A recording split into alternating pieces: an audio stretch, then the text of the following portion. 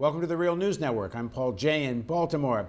This is a first of a series of weekly segments we're going to be doing with Bill Black. For those of you who watch the Real News, you'll know Bill's a regular contributor. Well, now he's going to be an even more regular contributor, where once a week he's going to come and give us a report on financial institutions, regulation, and all the issues connected thereto. And so now, without further ado, joining us is Bill Black. And once again, Bill's an associate professor of economics and law at the University of Missouri, Kansas City. He's a white-collar criminologist, a former financial regulator, and is the author of the book, The Best Way to Rob a Bank is to Own One. Thanks for joining us again, Bill. Thank you. So what caught your eye this week in financial news? Well, first there's HSBC. This is the biggest bank in Europe. It's roughly the size of the entire GDP of the United Kingdom. And what the Senate has found is that it was top to bottom, worldwide, an incredibly sleazy institution, the reincarnation of BCCI, which was informally known to regulators in my era as the Bank of Crooks and Criminals International. And this has to do with the the laundering of Mexican drug money and other money, I would guess.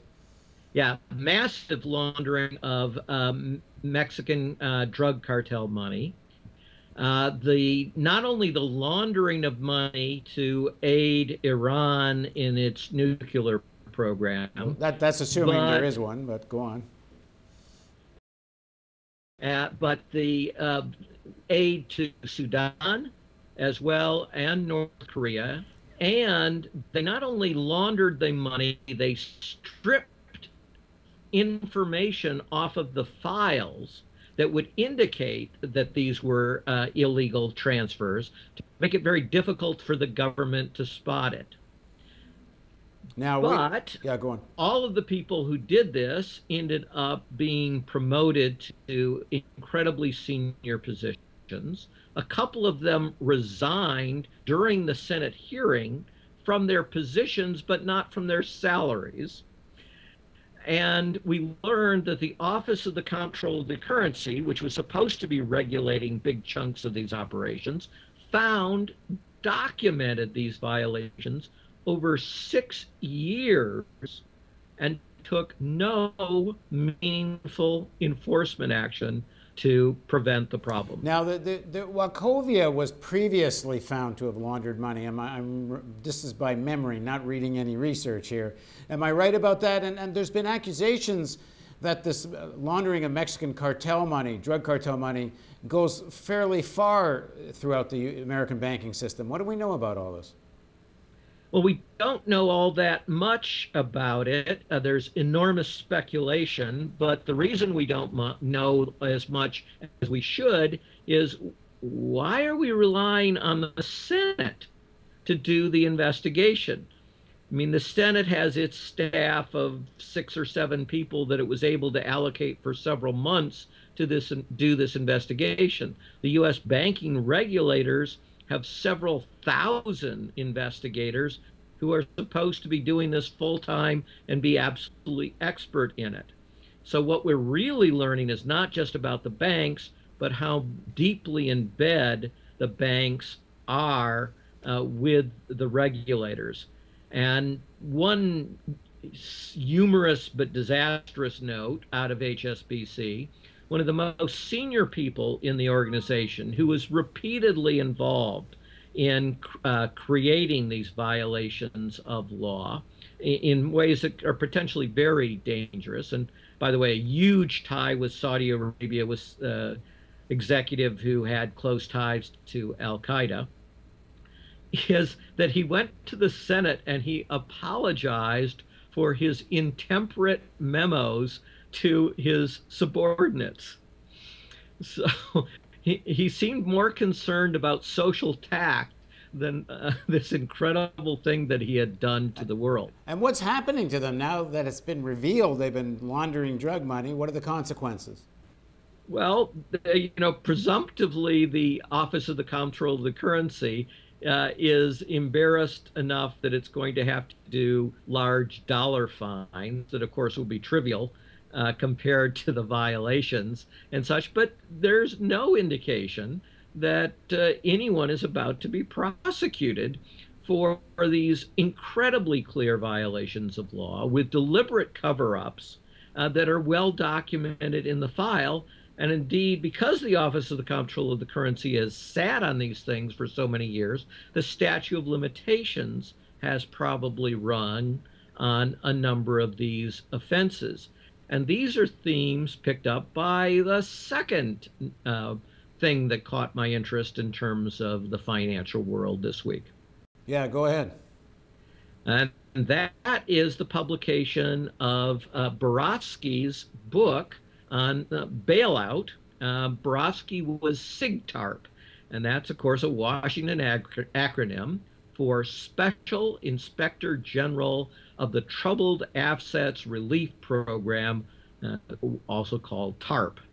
So the IG is the guy or gal who's supposed to make sure that people are at the agencies are actually doing their job and are actually enforcing the laws and, of course, complying with the laws. And Borofsky had a couple of really important things. First, he talks about his relationship with Treasury Secretary Timothy Geithner, and in particular, the meeting where Timothy Geithner called him in and at great length in an obscenity-filled rant explained to him just how stupid he was and how he was improperly criticizing Treasury Secretary Geithner.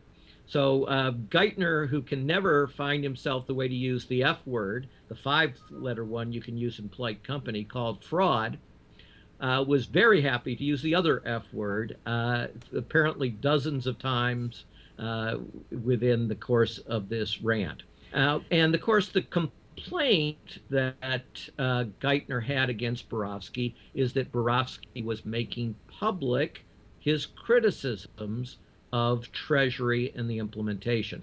And in the book, Borofsky goes into much more length, of course, about what those violations are, but they can be summarized pretty quick.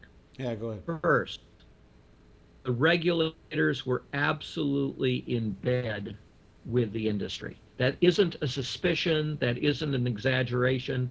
Borofsky says that's the real world, folks. Second, the regulators, therefore, acceded every time to the bankers, the big bankers, in designing the programs, and that's why the programs failed.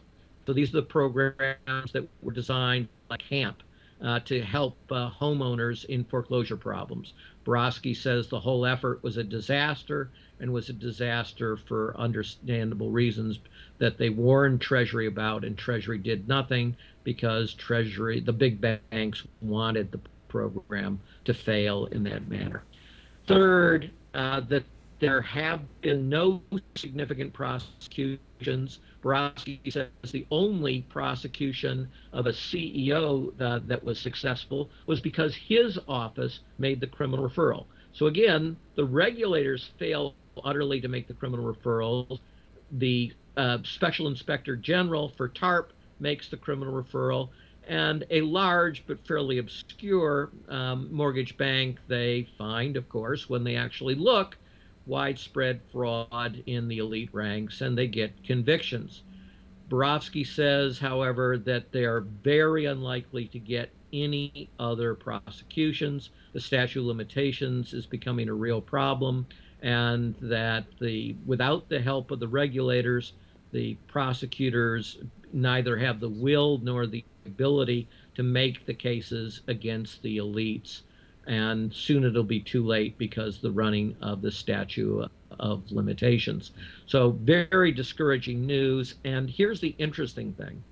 Borofsky argues there's only one area of good news, and that's in the American people. And he says it's because the American people are furious about this. They're furious that the Treasury programs have betrayed consistently Main Street to help Wall Street. And Borofsky says it is only rage on the part of the citizenry that has the capability of forcing somebody to have enough spine in the regulatory and prosecutory ranks to actually take on the biggest bankers. All right, thanks a lot, Bill. And if you'd like to see more of Bill, we need more weekly Bill Black reports. Don't forget the donate button over here, because if you don't click on that, we can't do this.